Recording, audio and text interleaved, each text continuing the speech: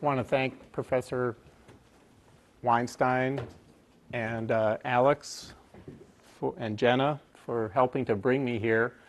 Try not to embarrass my daughter. She used to not let me come to school for fear that I would embarrass her, so this is a big moment for both of us. How many 3Ls do we have here? 2 L's? 1 L's. Oh. How many of you think you might want to be trial lawyers? How many don't want to be trial lawyers? Okay. So what are you doing here? Free lunch? Really what I'm doing here, other than the chance to see Jackie, really why I'm here is I would like to recruit you to become trial lawyers.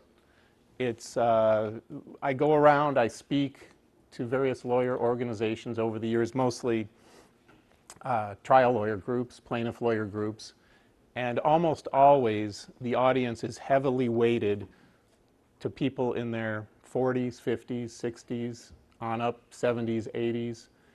It's pretty unusual to see somebody in their 20s or 30s. I think that's disturbing.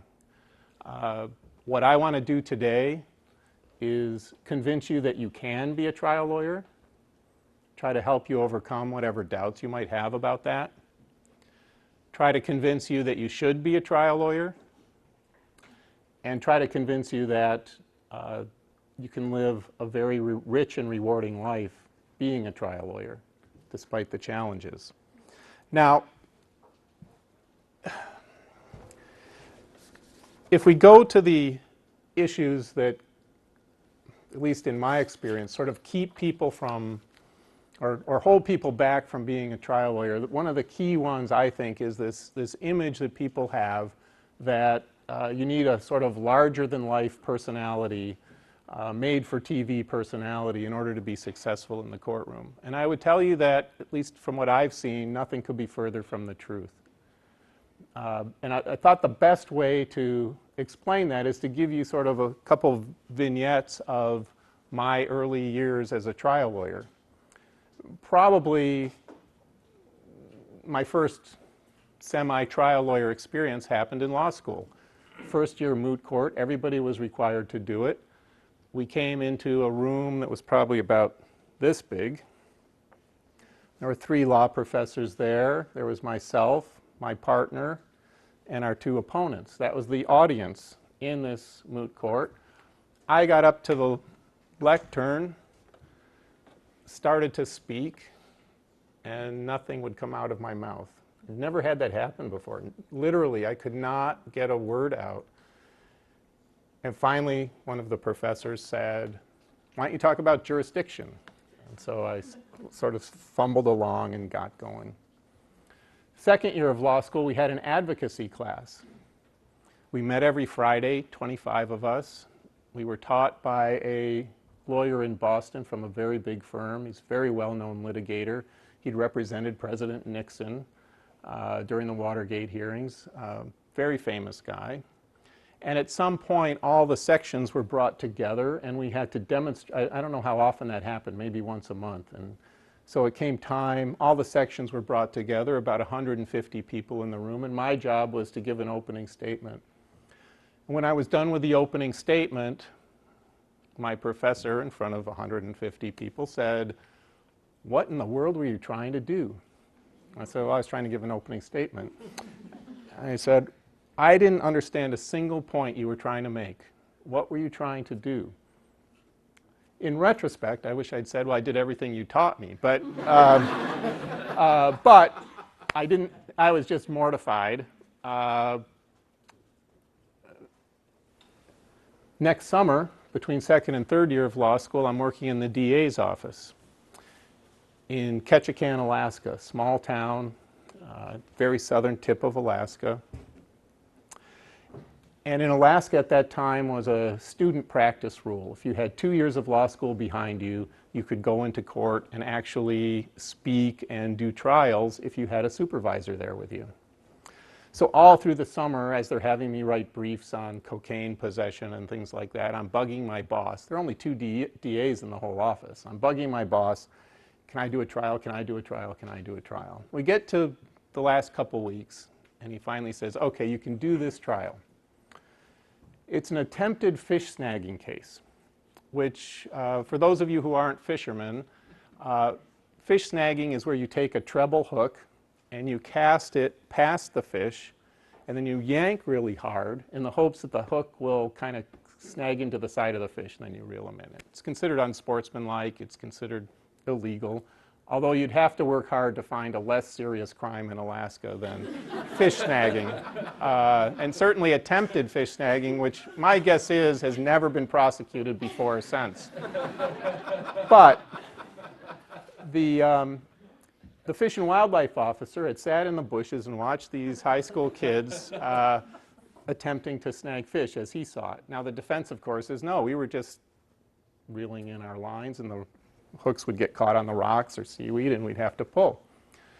My boss did not want to prosecute that case. He gave it to me. I said, okay, so when do we go in? He said, well, I'm not going in. I wouldn't be prosecuting that case. You go do it. You wanted this case. I said, well, I need a supervisor. He said, we're in Ketchikan. You don't need a supervisor. I said, well, I haven't taken a class in evidence. And he said, well, if there's an objection that it's hearsay, just say that you're offering it not for the truth of the matter asserted. Which he might as well said Greek to me at that point. I had no idea what that meant. So I said, well, what does that mean? And he tried to explain it. I didn't understand. He said, if you get an objection and the judge sustains it, just ask the question a different way until you finally get out what you want. So I went into court. I'd never seen a trial, never seen a jury selection, but I knew you had to like ask jurors questions. And so I stood up. I was the prosecutor. I was 22, 21, 22 years old. I was the prosecutor. And the judge said, okay, and I stood up, I walked to the jury, and I opened my mouth, and nothing came out. And nothing came out. And I went back to my notes. I kind of shuffled around. I came back out. I looked at the jury, and nothing would come out of my mouth. And the jury's starting to look pretty distressed by now. And I'm really distressed. I come back and I take a drink of water. I mean, this felt like it lasted about an hour. I imagine it was 2 or 3 minutes. It was still a long time. I came back out after my drink. I just stood there. I couldn't do anything. And finally the judge said, well, if you're not going to ask any questions, I will. And then he started doing voir dire, and that was my first experience in court. For the next roughly 15 years, the first day of trial, my routine was I'd get up, I'd have breakfast, I'd put on my suit, I'd go throw up, and then I'd go to court.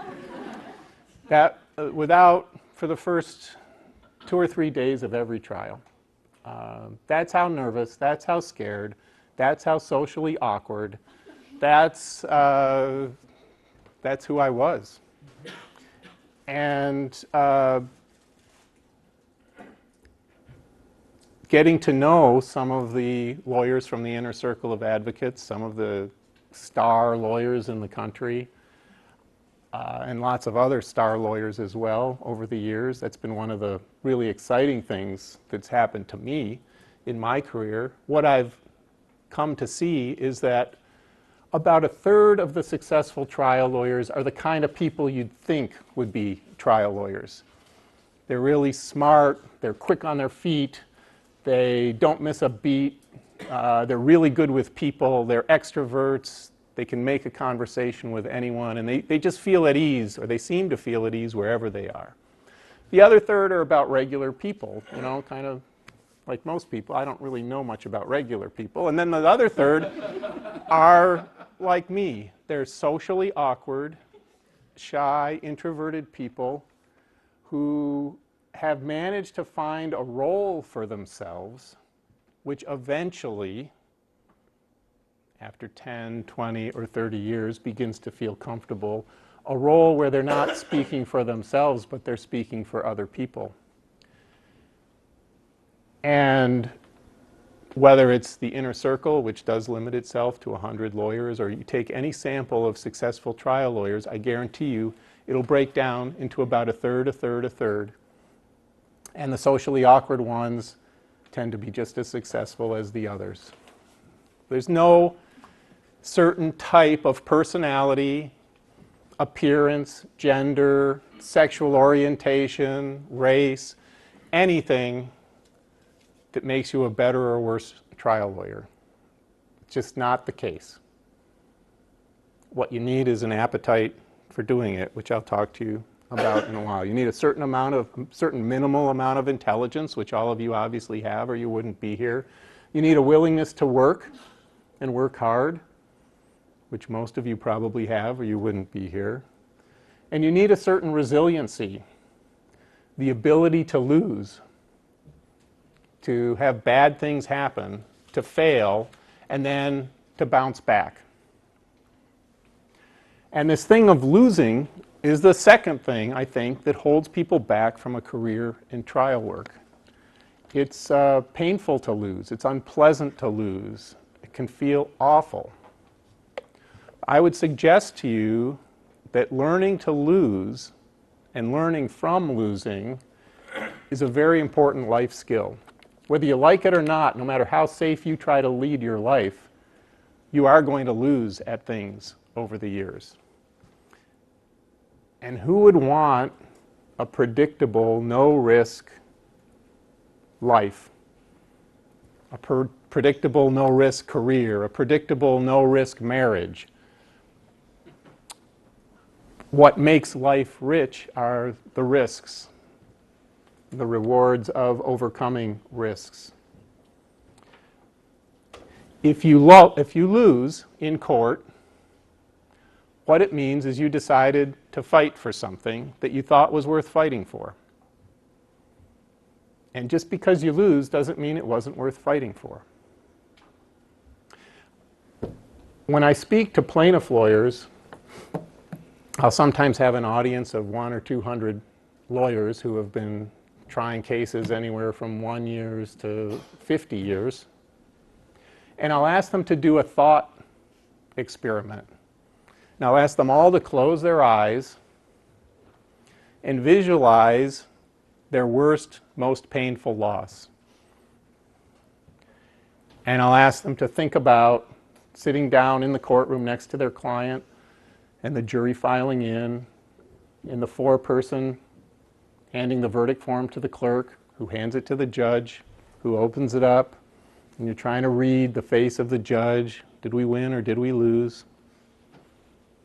And then you read, and it's a defense verdict.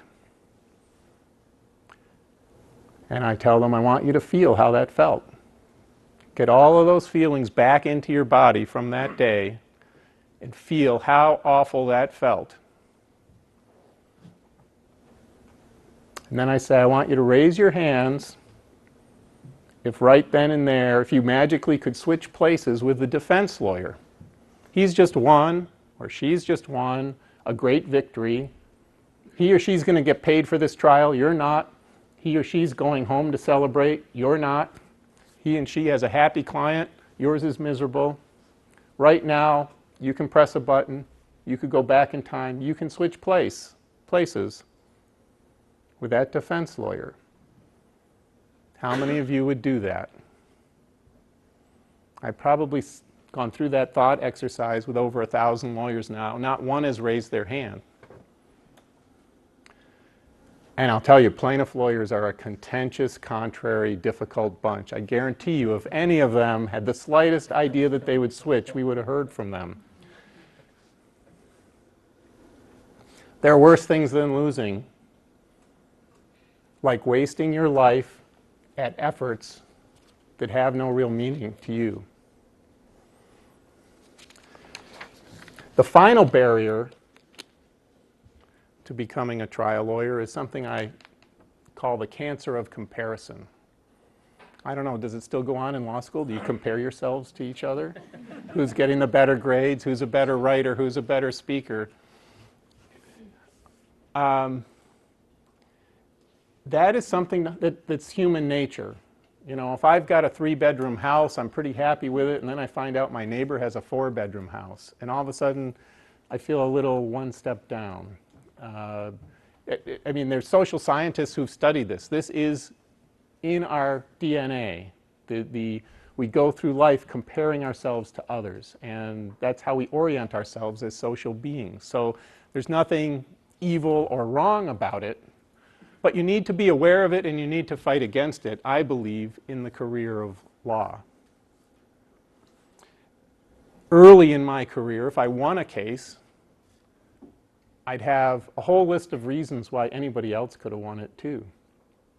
And if I lost the case, I'd have a whole list of lawyers who I was certain could have won the case if they'd only tried it instead of me.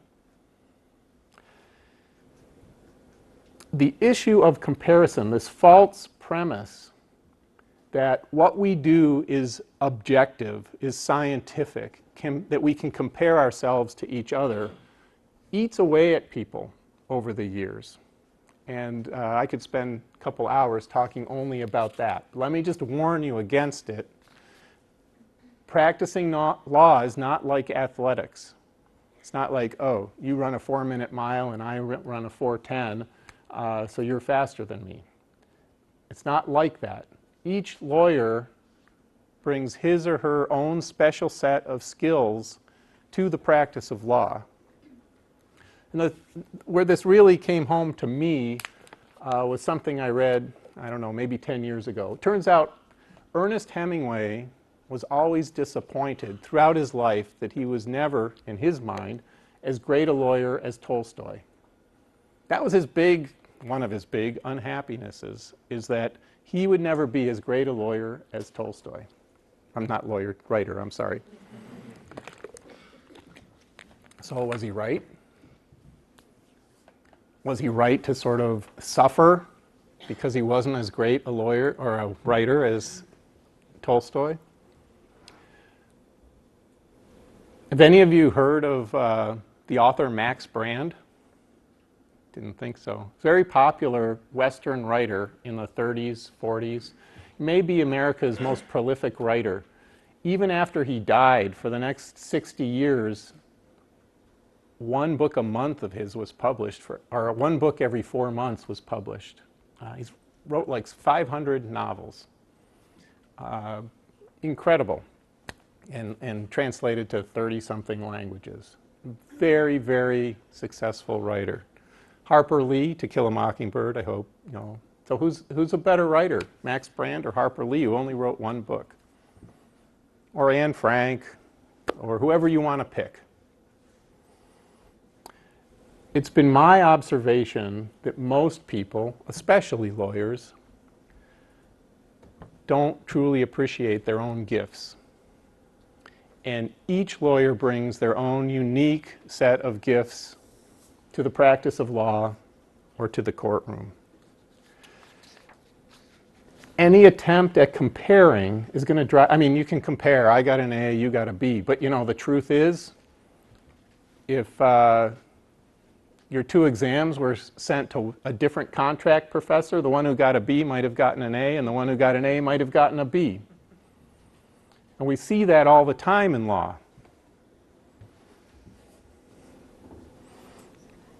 It's part of the fun of being a lawyer. We're not engineers. We're not mathematicians. The human element is hugely important in what we do. So in terms of being a lawyer, whether you have what it takes, I prepared a PowerPoint. You all see PowerPoints all the time in school now? Yeah, you'll all be thrilled that I have a PowerPoint presentation. Here it is. That's it. That's the only requirement. And we could spend the rest of the day talking about what a true heart is, but it includes somebody who's willing to work hard, who's willing to get knocked to the floor and get back up, who's willing to be personally honest with themselves and with others. Jim McComas is probably the best criminal defense lawyer I ever met. And extraordinary lawyer with lots of technical skills. The truth is, in the courtroom, your heart, your character, your personality, I won't even say personality, your heart and your character are your greatest weapons. With the judge, with the jury, with your opponent. That takes a lot of work. But that's my message to you, that every one of you can be a trial lawyer if you want to be. Now the next question is, well, why should you want to be? I came out of law school as an Ayn Rand, Ronald Reagan, libertarian, free market, capitalist Republican. A hardcore ideologue. And as a trial lawyer, over the years, I saw things other people don't get to see very much. Some of the things Professor Weinstein referred to in the introduction. Just in the last couple weeks, I've seen tobacco documents where the tobacco companies are writing internally, all of our smokers are dying out or quitting. We know tobacco kills. We're losing customers. We also know that if people are not addicted to tobacco by age 21, they probably never will be.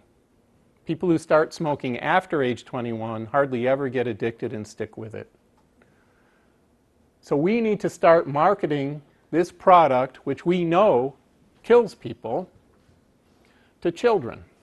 And we need to get them addicted. And if you read these memos, it's kind of chilling, because they'll say most people don't like smoking when they first do it, especially children.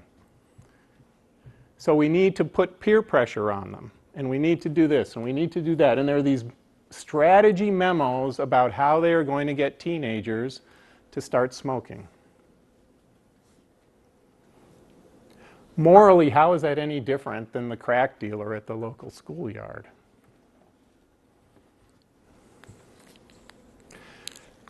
In the last 2 weeks, a friend of mine did a trial in which a pacemaker, a medical device manufacturer, they make pacemakers among other things, worked together with a hospital and a doctor to implant unnecessary pacemakers in patients who didn't need them. Because there's huge money to be made for the doctors, for the hospital, for the company in putting pacemakers into people. You can't make this stuff up, and if people don't believe it, but you see the internal documents, they write this down. This is what we're going to do to make sure patients who don't need them get unnecessary pacemakers. Oil companies who go into the third world and knowingly pollute because they don't believe anybody in these third world countries is going to hold them accountable.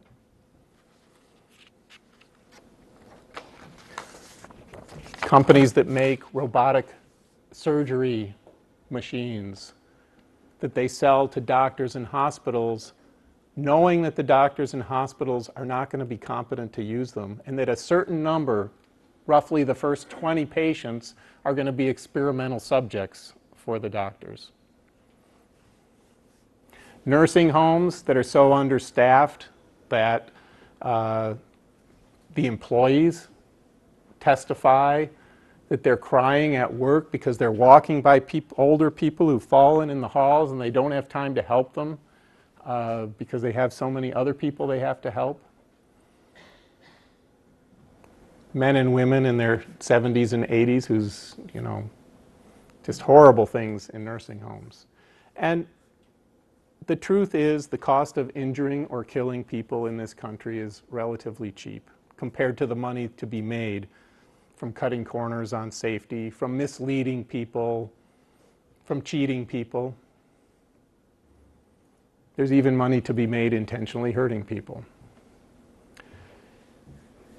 And after decades of looking at those kind of documents and seeing the kind of human devastation that comes in their wake, it began to occur to me that what I had seen on the surface about our legal system and about our culture was misleading. I began to see that every corporate decision is really a cost-benefit, risk-benefit decision. And it's not evil. It's not like, you know, we have this idea in America that the bad stuff is done by evil people. It's not. The bad stuff, by and large, is not done by evil people. It's done by amoral corporations. They exist to make money. They make no bones about it. And that's the default setting every time, is we have a decision to make. Which way do we go? Which will make us the most money in the short run and the long run? And if you look at it, if you start to pay attention, what you see is corporations are happy to set aside the free market ideology, the Republican ideology, the laissez-faire ideology for profit.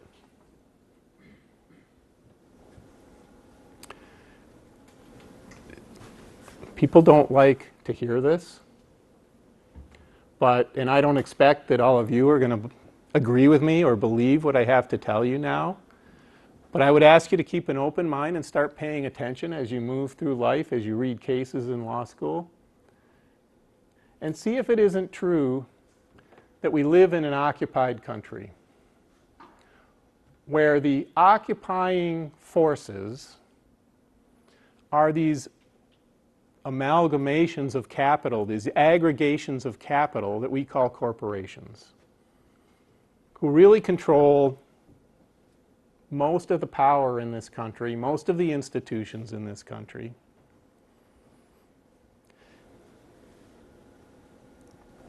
Corporations started as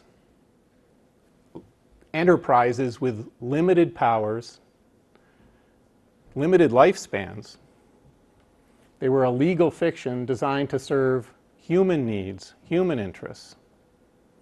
And over the last 100 years, the tables have turned. It's almost like one of those science fiction stories where the robots have taken over the world and now the humans are their slaves. Same kind of thing goes on in our country now. And it's so ubiquitous, most of us don't even see it or notice it anymore. I want to be clear, it's also true that corporations have brought us unbelievable quality of life. I'm not saying that the corporate form is evil or that the people who work for corporations are evil. But the system as it's grown up and as it operates today is undermining the moral core of this country. In the corporate state, money's not the most important value, it's the only value. And it's crowding out all the human values. Just in the cases, the examples I gave you earlier today, many of the people involved in those cases, you know, are good parents, good community citizens, contribute to charities, but in their role of working for corporations, they really only have one measure of success, which is how good are they at increasing the profitability of the corporation. And the propaganda arm of the corporations, the advertising and marketing world, bombards us all over and over. They never say, they're smart enough not to say money is the primary value. But if you look at what they do, that's how they live their lives. They took the idea of the free market, originally devised as a way of organizing our economic affairs, and they've turned it into They've tied it to individual rights and turned it into something akin to a religion. It's sacrilege to say the sort of things that I'm saying right now, because the free market is sacred.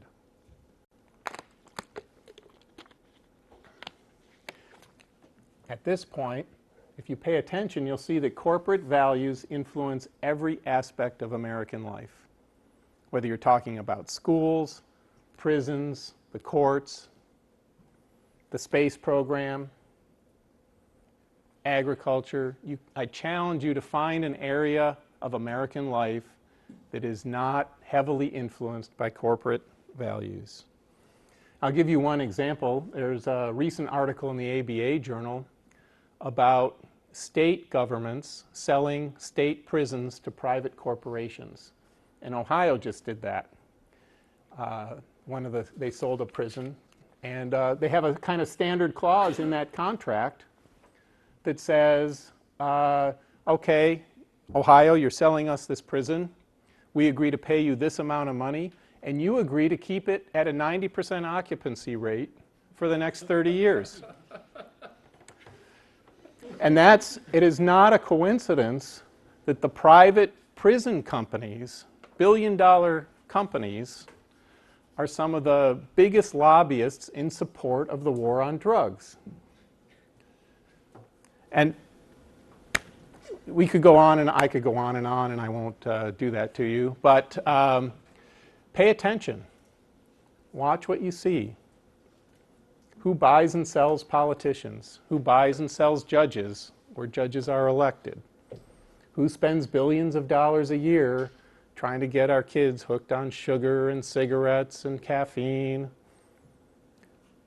A ceaseless bombardment of you're not good enough.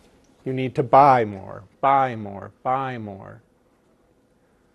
Everything can be measured materially and economically. That is the message. So I propose to you that the real culture wars are not over legalizing marijuana, gay marriage, even abortion. The real culture war is between corporate values and human values. And the rest is just distraction.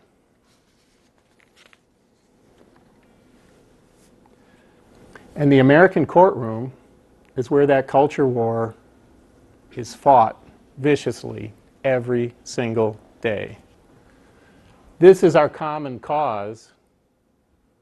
This is why the trial lawyers I asked to do that thought experiment, none of them would change places with the other side. It's the trial lawyer groups, both the civil and the criminal defense, that have organized resistance to the occupying power. One of the few organized resistance. And in every civil trial, this single corporate value of money and economics is how you measure everything in life. Maximizing profit is at war with human values. Let me take a really simple case to illustrate my point. I mean, it'd be easy to make my point with a tobacco case or a products liability case. Let me take a typical car crash case. Come into the courtroom. On one side of the courtroom is a man in his mid-40s. He's a maintenance engineer at a local large building somewhere. And he's in charge of maintenance. He's a supervisor. On the other side of the courtroom is a 68-year-old retired school teacher. And you find out that the school teacher rear-ended this man in his early 40s. And he's got herniated discs and back problems as a result. And if you walked into that courtroom before you went to law school, you might think, well, he's trying to get money from her because she hit him from behind. And that's kind of true, but now that you've been to law school, you know, well, really he's trying to get money from her insurance company. And that's true. But if you look a little further below the surface, to what's going on in that courtroom, what you see is he's saying, because of these back injuries, I can't go fishing on Saturdays with my children like I used to. And I can't bowl on Wednesday nights with my friends like I used to do. And on the other side of the courtroom, the defense is saying, well, that's got no economic value. That's not worth anything. And he's saying, I can't sleep at night. And I'm in a bad mood all the time. And I'm fighting with my wife all the time because I'm always in pain. And they're saying, well, you still have your job. That's not worth anything. And besides, you're probably faking. And as you go back and forth, what you see is two very different cultures, two very different mindsets. In one culture, everything is reduced to the bottom line. And in the other culture is trying to convince 12 people that there's something more to life, trying to raise up, actually. If you look at what defense lawyers, civil defense lawyers typically do, they try to appeal to the worst in people. They try to convince them that the plaintiffs are faking, that they're overreaching. They've been very successful, especially in the media, convincing people of that. But that's the culture war. That's what the fight in the courtroom is about, and you'll see that over and over again, case after case after case.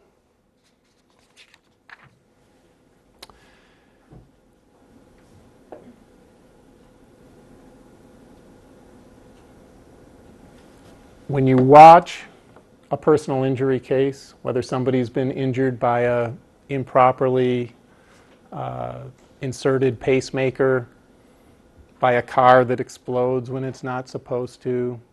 There are a lot of little stuff most people never hear about. Cribs that strangle children, flammable pajamas. The list goes on and on and on. Copper 7, Dalcon Shield. It's a parade of horrors, and it's the same story over and over and over again. Corporate values coming at odds with human values. And the bottom line is corporations don't value the things the rest of us do. Family, pleasure, human dignity, beauty, compassion, courage, love. It's just not in their makeup to do that. That's not how they're organized. Every one of those will be trampled in pursuit of corporate profitability. And every one of them has been and continues to be. And those are the things that trial lawyers fight for. Civil defense lawyers come into court and their job is to denigrate those qualities, those values, or to defend corporate practices that denigrate those values.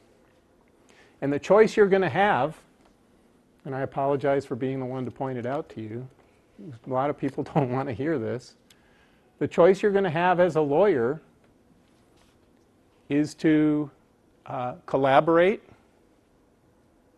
with that system,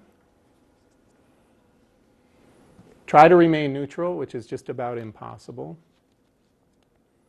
or to join what I like to call the last resistance, the people who are actively pushing back against the tidal wave of corporate values that's sweeping over this country.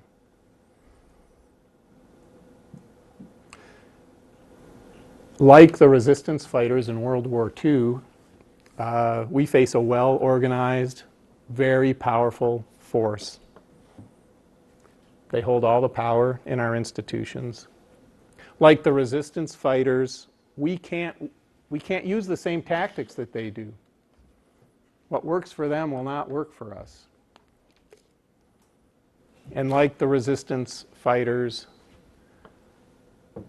we need to secure We have to be clear about our values, and we have to secure the support of the population, which frankly we've done a terrible job at.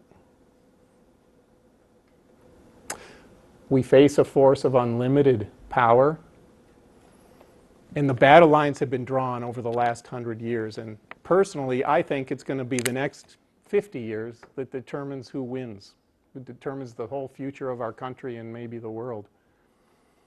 And I think it's your generation that's going to decide how this comes out. And that's why you should be a trial lawyer.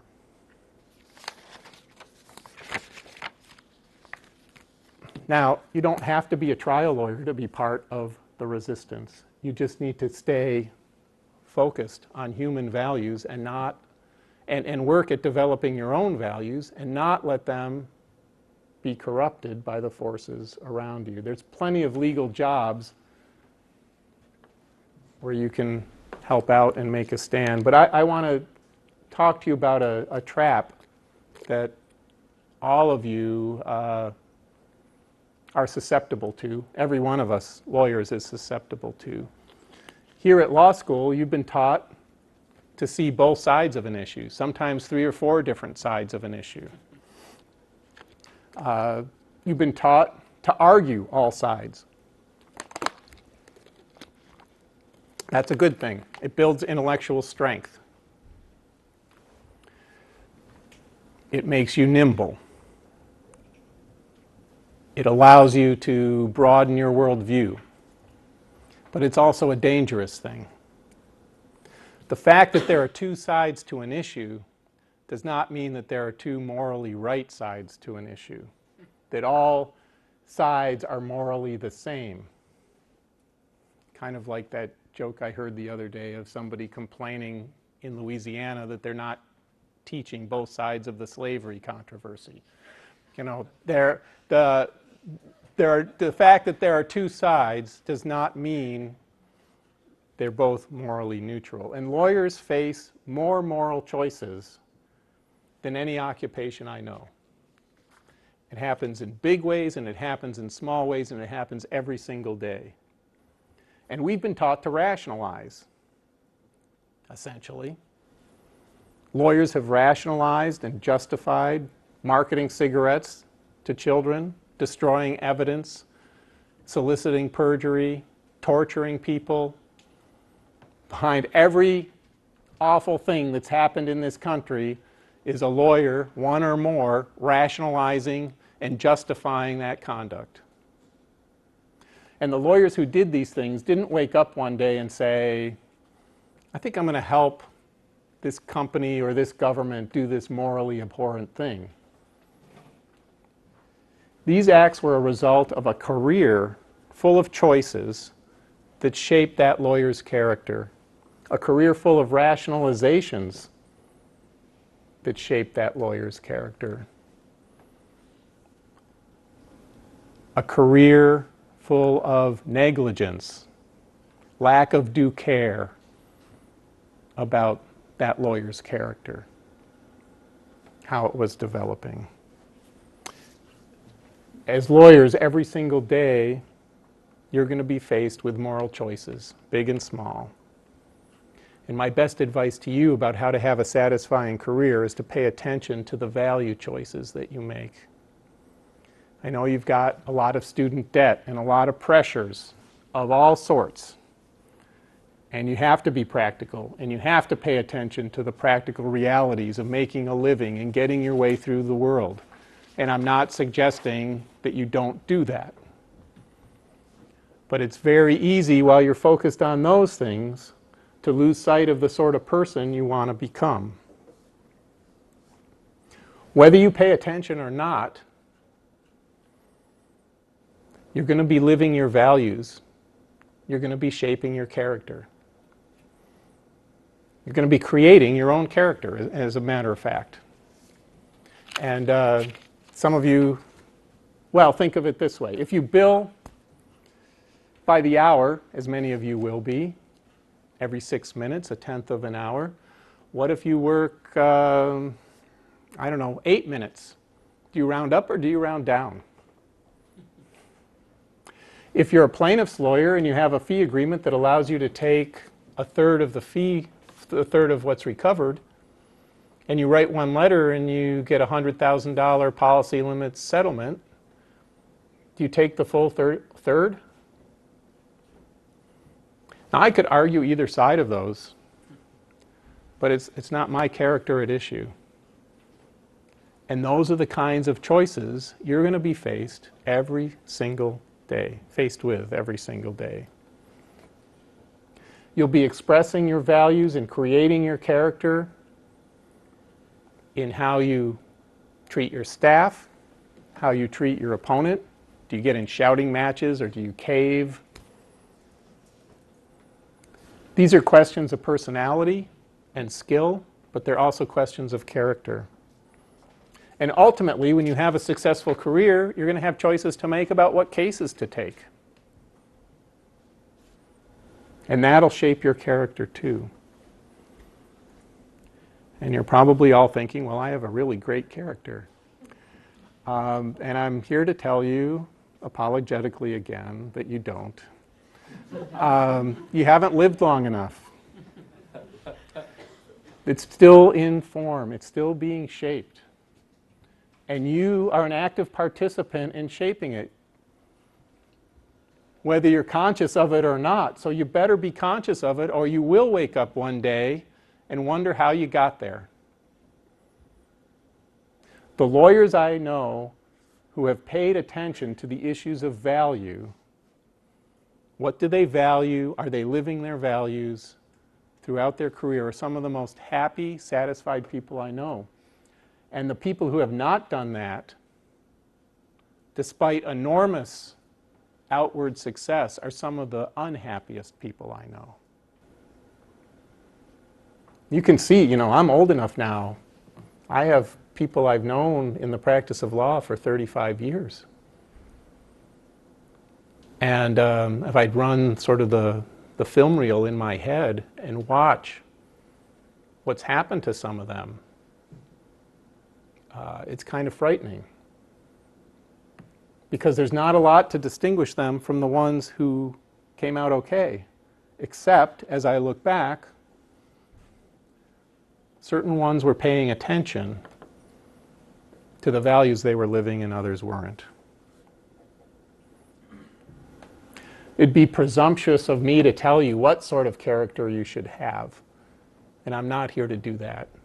But I am here to tell you one of the most exciting parts of practicing law is you get to shape your character every single day.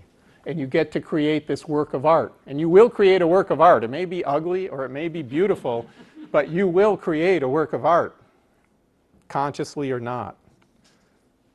And it'll be created in your interactions with your opponents, with the judge, with your clients. It'll be created with your technical skills. And it will be created out of your own values as you choose to express them or not express them. You will either be fighting for your values and expressing them, or you're going to be betraying them. There is no in between.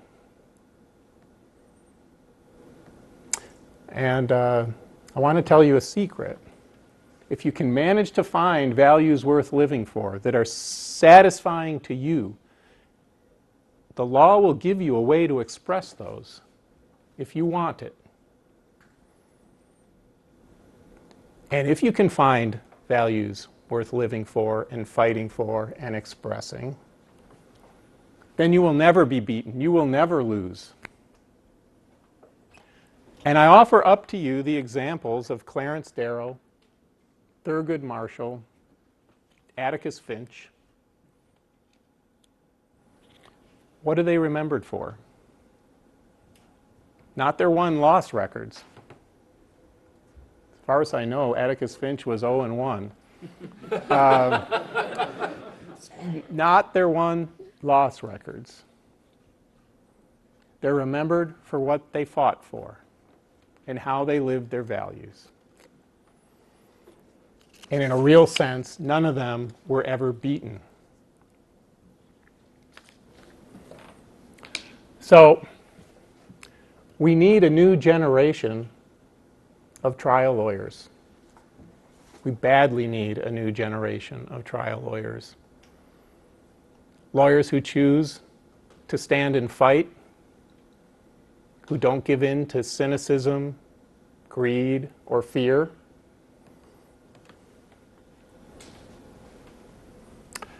It's fallen to us to stand and fight for people without power or voice, to fight for compassion, human dignity, love. We really are the last resistance. We are the luckiest people on earth. And I invite you to join us. Thank you.